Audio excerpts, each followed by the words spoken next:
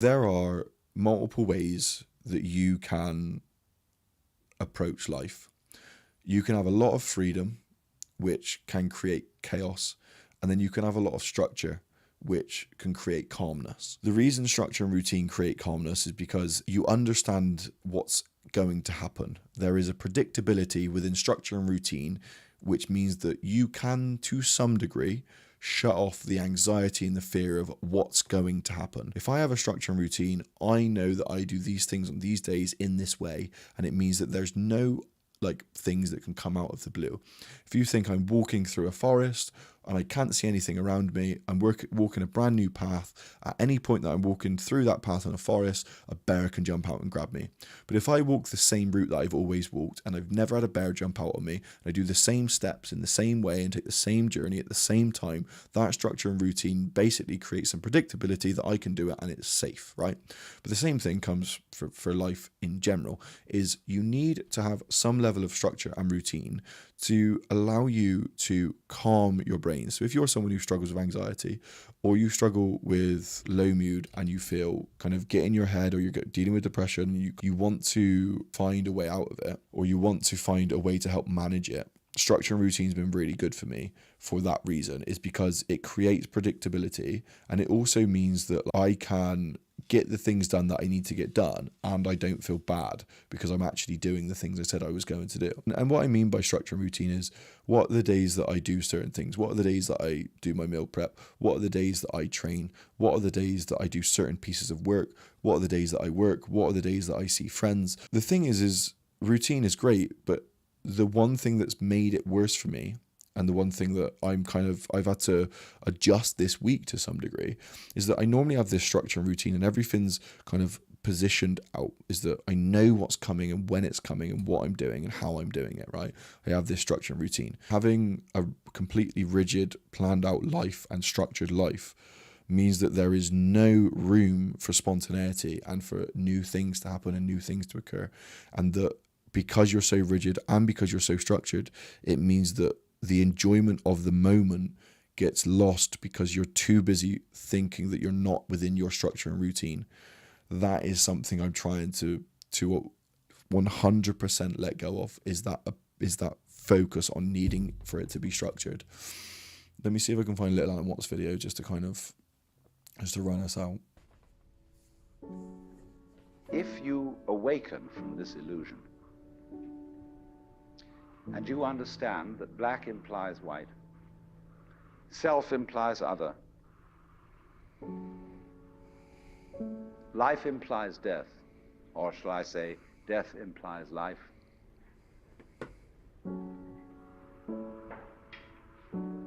you can feel yourself not as a stranger in the world, not as something here on probation, not as something that has arrived here by fluke, but you can begin to feel your own existence as absolutely fundamental.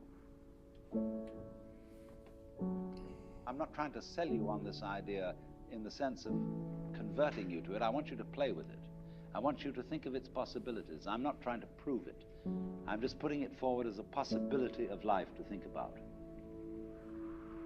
So then, let's suppose that you were able every night to dream any dream you wanted to dream. And that you could, for example, have the power within one night to dream 75 years of time, or any length of time you wanted to have. And you would naturally, as you began on this adventure of dreams, you would fulfill all your wishes. You would have every kind of pleasure you could conceive. And after several nights of 75 years of total pleasure each, you would say, well, that was pretty great. But now let's have a surprise. Let's have a dream which isn't under control. Well, something is going to happen to me that I don't know what it's going to be. And you would dig that and come out of that and say, wow, that was a close shave, wasn't it? And then you would get more and more adventurous, and you would make further and further out gambles as to what you would dream. And finally, you would dream where you are now. You would dream the dream of living the life that you are actually living today. That would be within the infinite multiplicity of choices you would have, of playing that you weren't God. Because the whole nature of the Godhead, according to this idea, is to play that he's not. So in this idea then, everybody is fundamentally the ultimate reality, not God in a politically kingly sense, but God in the sense of being the self, the deep down basic whatever there is. And you're all that, only you're pretending you're not. There is some kind of pull with Alan Watts videos for someone like me, who's always worrying about the future and always fearing of what might come true and what might not. This is a really good antidote to that. It's a really good antidote to that, because it really does bring me back to the present each and every time. I think having structure around your life, having a goal that you're chasing, having the ability to be spontaneous and to be in the place that you're in right now and to do the things that you're trying to do, like, it makes life exciting and it makes life. And I think that, or maybe it's a Western world thing, or maybe it's a generational thing, or maybe it's just a self-bred thing that some of us do, where we worry so much that the future is not going to come true that we sacrifice the present for it. We've done it over and over again, and it's hard because we believe and we have been taught delayed gratification will help you to be successful, not to have the marshmallow now, but to wait and then you get a bag of marshmallows later. We know that it comes true. But the hardest bit is knowing, do I continue to sacrifice this present that I'm in right now? And I think it comes down to just understanding what's important to you and checking yourself within that, because you get the choice. You get the choice of what you do. You can choose to be someone who chases work and all you do is work and work and work, where you chase your training goals, or you get really unbalanced and focused on one thing. And that's the choice you've made. And that's not necessarily a bad one. You could become really successful doing that. In any domain that you decide to do it within, you could become extremely successful. And I don't think that's a bad thing. I think you look at the people you admire, to some degree, they are probably, if not almost guaranteed, completely unbalanced, because they have put all of their time and focus into one thing. The thing is there is a level of success that you get to where you get your time back, right? There's a level of success that once you get there, all of the work and all the time that you've invested has happened up front. Think of it like a buy-in in CrossFit. You've all got to do this buy-in to create the life that you want to try and create, right? And it's just, how long do you sacrifice the present for? And what parts of the present are you willing to sacrifice? That's the question. What are you willing to sacrifice? Some people are willing to sacrifice it all to do the one thing. And I don't think that I am, but I need to figure out a way to relinquish the control around me not chasing my goals all of the time. I need to be able to sit outside of that. So let's watch the next one, Control, that's come up. May as well, we're in. We can do this all night. You can't control your thoughts. You can't control your feelings. You are your thoughts and your feelings. So that is quite interesting. The reason I'm saying that's quite interesting, I'm going to let him play, but like, so many people are like, you're not your thoughts. You're not your feelings. You're the person witnessing it. See what my man Alan has to say about that. Giving away the control, you've got it. You got the kind of control you wanted. But the principle of unity is not to try to obtain power over the rest of the universe. That will only disturb it and antagonize it and make it seem less one with you than ever.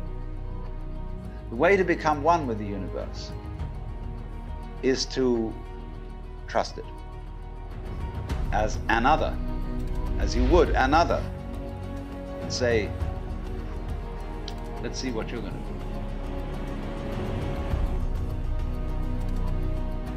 That's to say, where you had a loving relationship to the world, but you didn't have to make up your mind what it should do. You let it decide. Now, do you see that's how your bodies work? You don't have to make up your mind what your nerve cells are going to do. You've delegated all that authority. And this is the secret of what we will call organic power as distinct from political power. The great Tao flows everywhere, both to the left and to the right. It loves and nourishes all things, but does not lord it over them. And when merits are accomplished, it lays no claim to them. The more, therefore, you relinquish power, trust others, the more powerful you become. But in such a way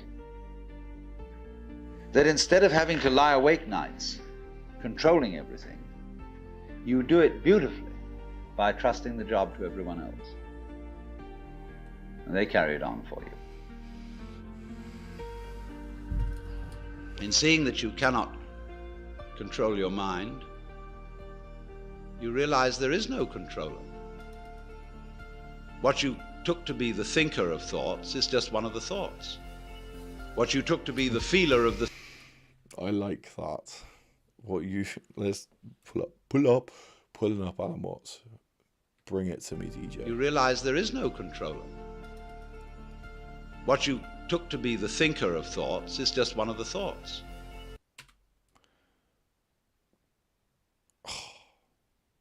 Oh, it slaps. What you took to be the feeler of the feelings, which was that chronic muscular strain, was just one of the feelings. Oof. What you took to be the experiencer of experience is just part of the experience. Yeah, this whole thing of like being above it and witnessing your thoughts and witnessing your feelings and witnessing, oh, remember that feeling that we had, the experience that we did, and remembering that is part of the experience, that's part of the feelings that you felt, that's part of, yeah, wow, I love it. I'm actually such a big Alan Watts fan. So there isn't any thinker of thoughts, feeler of feelings. We get into that bind because we have a grammatical rule that verbs have to have subjects. So we find, if I've got to put it back into words, that we live in an eternal now. You've got all the time in the world because you've got all the time there is, which is now. And you are this universe.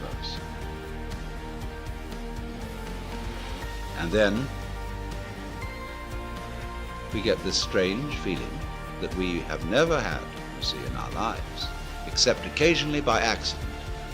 Some people get a glimpse that we are no longer this poor little stranger and afraid in a world it never made,